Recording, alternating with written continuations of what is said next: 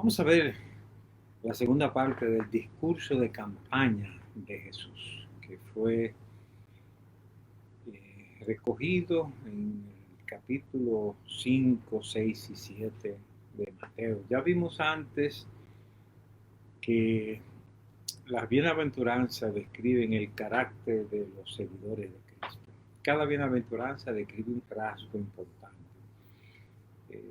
Los seguidores de Cristo son sencillos, son mansos, tienen hambre y sed de justicia, practican la misericordia, son pacificadores. Entonces, a esos discípulos Jesús los infiltra en el mundo.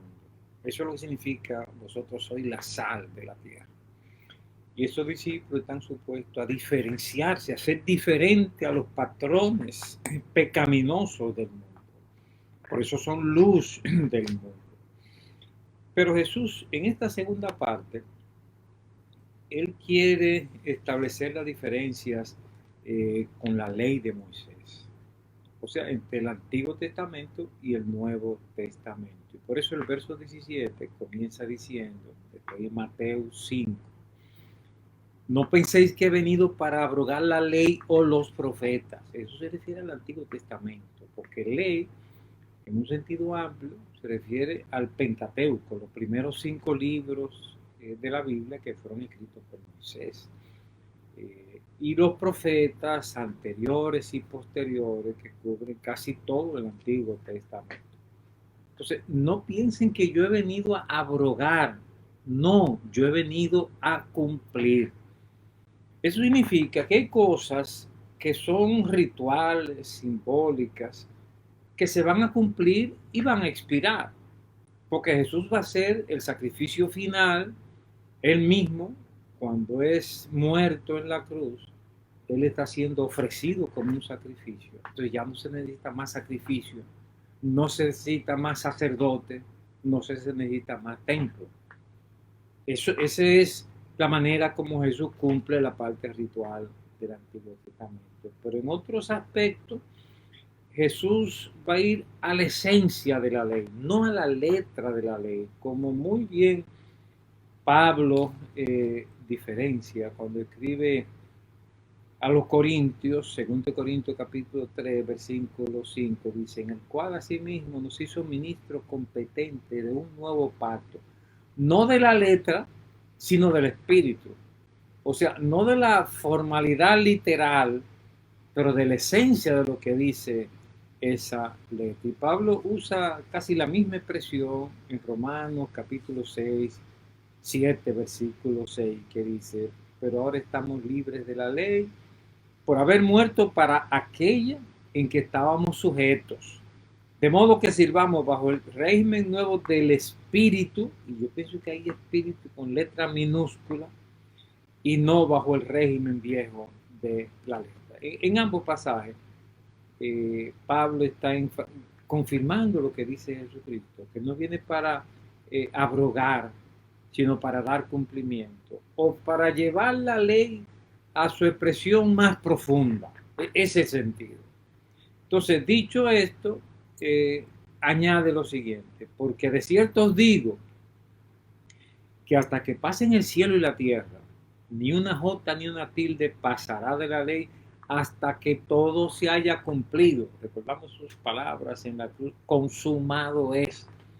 O sea, ahí se cumplieron una cantidad de principios del Antiguo Testamento sobre el sacrificio.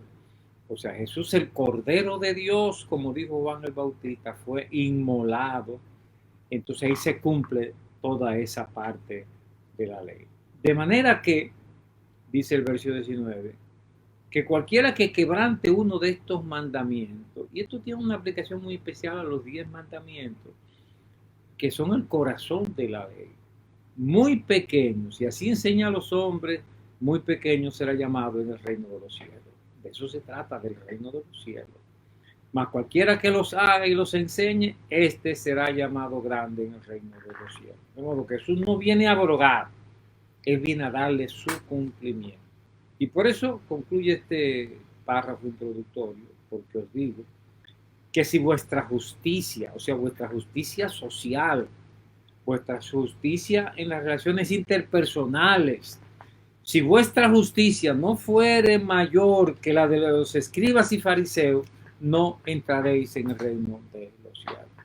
Bueno, entonces aquí Jesús, como en todo el discurso, apela al principio de justicia. Por eso había dicho antes, bienaventurados los que tienen hambre y sed de justicia. Bienaventurados los que padecen persecución por causa de la justicia. Y más adelante va a decir, más buscar primeramente el reino de Dios y su justicia. Es la justicia social.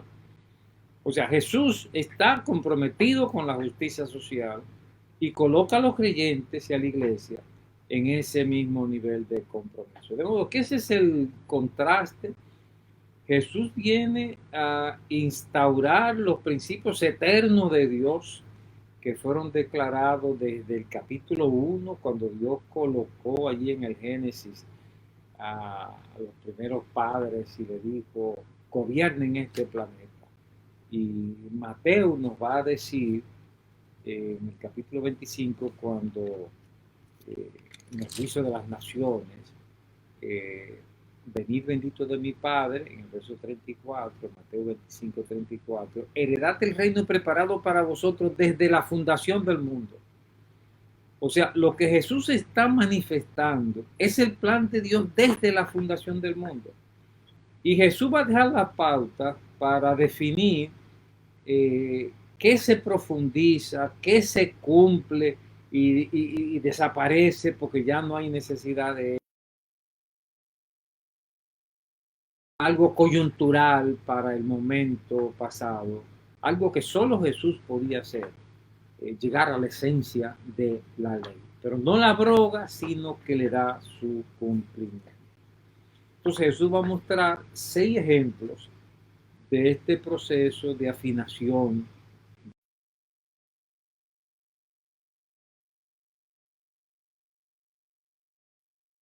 Fue dicho a los antiguos, no matarás, y cualquiera que matare será culpable del juicio. Eso es lo que dice la ley, específicamente en los 10 mandamientos. Pero yo os digo, o sea, Jesús con la autoridad de Dios, Jesús es Dios hecho hombre, y entonces Él viene a precisar la manera como debemos entender esto, la letra de estos mandamientos. Entonces miren cómo Jesús aplica el 5.º mandamiento. Pero yo os digo que cualquiera que se enoje contra su hermano será culpable ya de juicio. Y cualquiera que diga fatuo a su hermano será culpable ante el concilio. Y cualquiera que le diga fatuo quedará expuesto al infierno. No abroga el 5.º mandamiento, sino que lo lleva a su mayor profundidad. Se mata cuando se odia, se mata cuando se detracta, se mata desde que tú tienes una actitud negativa hacia el otro, ya estás quebrantando el 5.º mandamiento. Y por eso añade, por tanto, si traes tu ofrenda al altar y allí te acuerdas de que tu hermano tiene algo contra ti, deja allí tu ofrenda delante del altar y anda, reconcíliate primero con tu hermano y entonces ven y presenta tu ofrenda. Porque si no estamos reconciliados, si no estamos bien con nuestro hermano, la ofrenda no tiene ningún. El 6.º mandamiento, dice el verso 27, oíste que fue dicho, no cometerás adulterio. Pero yo os digo que cualquiera que mira a una mujer para codiciarla, ya adulteró con ella en su corazón. O sea, el adulterio no es solamente cuando se cumple física y literalmente, sino cuando tú acumulas el pensamiento moral, es adulterio. Y eso condena directamente la pornografía. El detenerse a acariciar el pensamiento morboso con una persona que es una persona casada, que no es nuestra pareja, eso implica ya una violación del 6.º mandamiento. Por tanto, y aquí Jesús establece un principio general, es una exageración, es profeso, cuando dice, si tu ojo derecho te es ocasión de caer, sácalo y échalo de ti, pues mejor te es que se pierda uno de tus miembros y no que todo tu cuerpo sea echado al infierno. No es sacarte el ojo literalmente, pero si ir a ese lugar te expone a la tentación, si hacer esa llamada, si tener esa relación, ese trabajo, si eso te pone ahí a boquejarro del pecado, córtalo. Que mejor te es perder lo que sea y no perderte espiritualmente. Esa es la manera como Jesús profundiza el segundo mandamiento. Y eso confirma, no he venido para abrogar, sino para darle su cumplimiento. En tercer lugar, Jesús plantea el tema del matrimonio. En el antiguo pacto, el matrimonio se hace sobre la base del patriarcado, porque después de la caída se produce una polarización, como dice Génesis 3:16, ella será sujeta a su marido y él se enseñoreará de ti. Ahí comienza el patriarcado que rige todo el Antiguo Testamento. Entonces aquí Jesús va a suavizar esa situación. También fue dicho, verso 31, cualquiera que repudia a su mujer, dele carta de divorcio. O sea, el macho tenía derecho para escoger una mujer o más de una mujer y cuando ya no la quería, le daba carta de divorcio. Le daba su emancipación, que en aquellos tiempos tenía hasta sus ventajas. Pero era el macho, el varón, que podía hacerlo bajo el patriarcado antiguo. Pero yo os digo, dice Jesucristo, que el que repudia a su mujer, a no ser por causa de fornicación, hace que ella adultere. De modo entonces que no tiene permiso para aplicar lo que Moisés había permitido en Deuteronomio 34. Aquí Jesús profundiza y va más allá de la ley. Cumple el espíritu de la ley, pero más allá de la ley, Jesús va al propósito original de Dios desde la creación, más allá de la ley. Y luego en todo el Nuevo Testamento el tema se amplía. Jesús en Mateo 19 muestra que es un replanteamiento del matrimonio y además plantea que implica volver al proyecto original. Y en todo el Nuevo Testamento asistimos entonces a un replanteamiento del matrimonio que implica globalmente un retorno a la equidad original del proyecto en el capítulo 1 de Génesis, que fueron creados ambos a imagen y semejanza de Dios para enseñorearse del planeta, pero no el uno sobre el otro. Jesús comienza a anunciar aquí lo que va a realizar en todo su ministerio y luego los apóstoles para restaurar el matrimonio a una relación de equidad. Cabeza y cuerpo, pero ambos sometiéndose los unos a los otros. El cuarto punto que Jesús va a analizar de la ley es el que tiene que ver con juramentos. Un juramento en aquellos tiempos era como la firma de un contrato. Es un acto de orden, de responsabilidad. Pero entre los judíos llegó a convertirse en un relajo, porque eso era juramento para todo, y entonces eran juramentos que no se cumplían. Entonces Jesús llega al orden y dice, mira, no juréis dejen todos esos juramentos, ni por el cielo, porque es el trono de Dios, ni por la tierra, ni por Jerusalén, ni por tu cabeza, sino que lo que quiere Dios sea vuestro hablar sí, sí, no, no, porque lo que es más de esto, de mal procede. Palabra firme, palabra empeñada.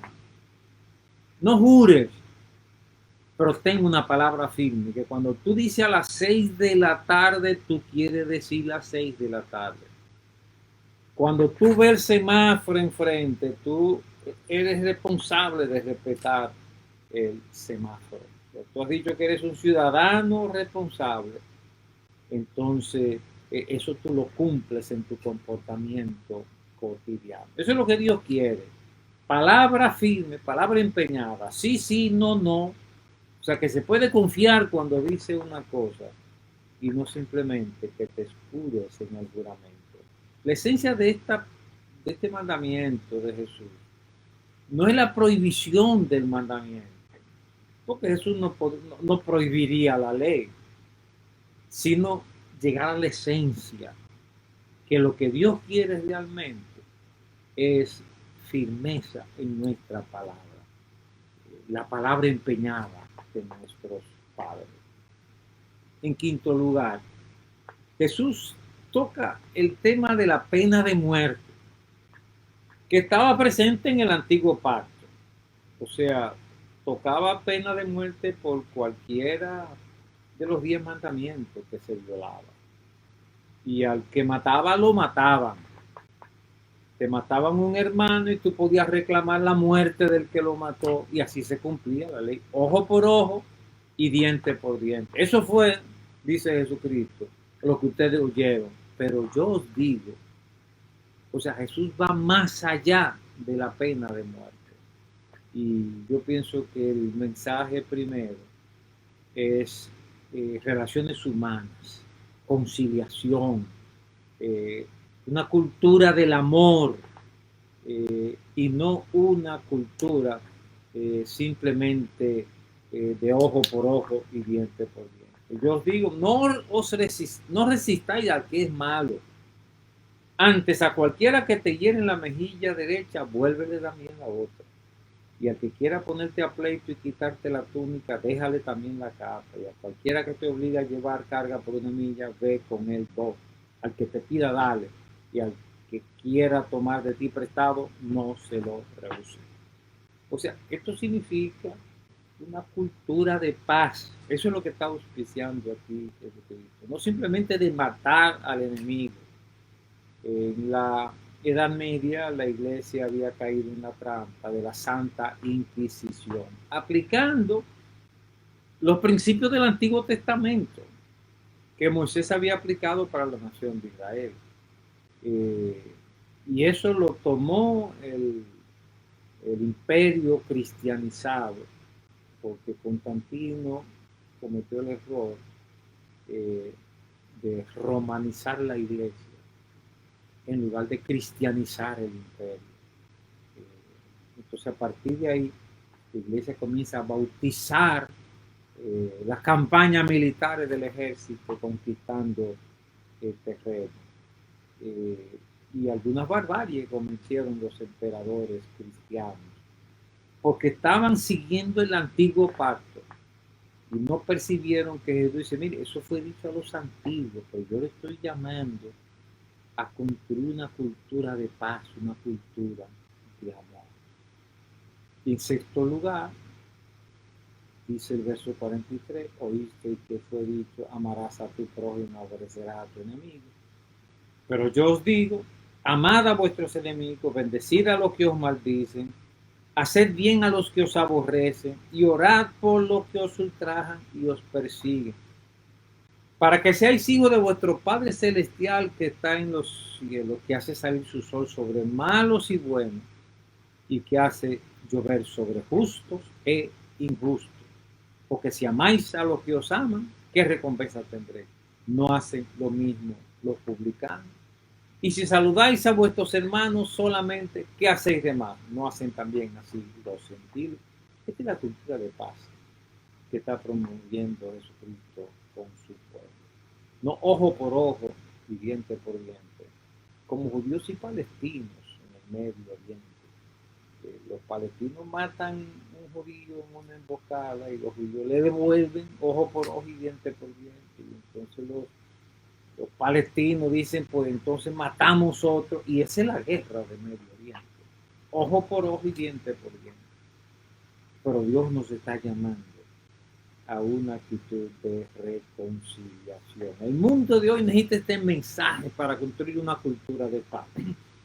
Ahí vimos en las noticias ese actor famoso que admiramos mucho, que en un momento, en un acto de entrega de los premios a los mejores artistas, el que estaba de maestro de ceremonia se pasó en algo y fue al frente y le dio una bofetada. No, así no, así no.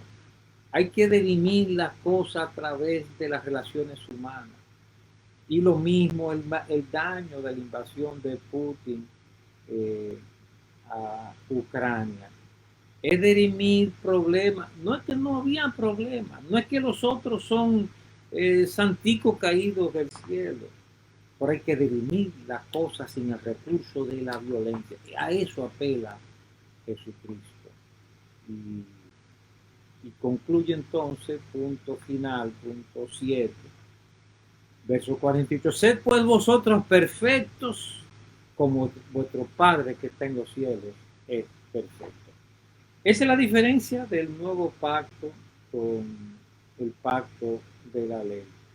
Y luego Jesús va a explicar ante la mujer samaritana que ya no necesitamos un templo y en consecuencia si no necesitamos templo, no necesitamos sacerdote, porque no necesitamos sacrificios. Entonces eso no es que se abroga, es que se cumple. Y ya no lo necesitamos porque se cumplió en Jesucristo. Y lo mismo pasa con la circuncisión, que fue una medida médicamente saludable en ese momento y se tomó ese símbolo, pero ya no es necesario ese símbolo. Jesús va al espíritu de la ley y ahora tenemos un bautismo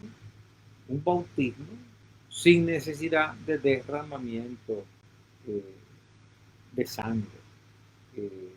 Hay muchas otras prácticas del Antiguo Testamento que no están vigentes en el Nuevo Testamento, porque Jesús va a la esencia. Jesús no abroga, Jesús va a la esencia de la ley y le da el más estricto cumplimiento.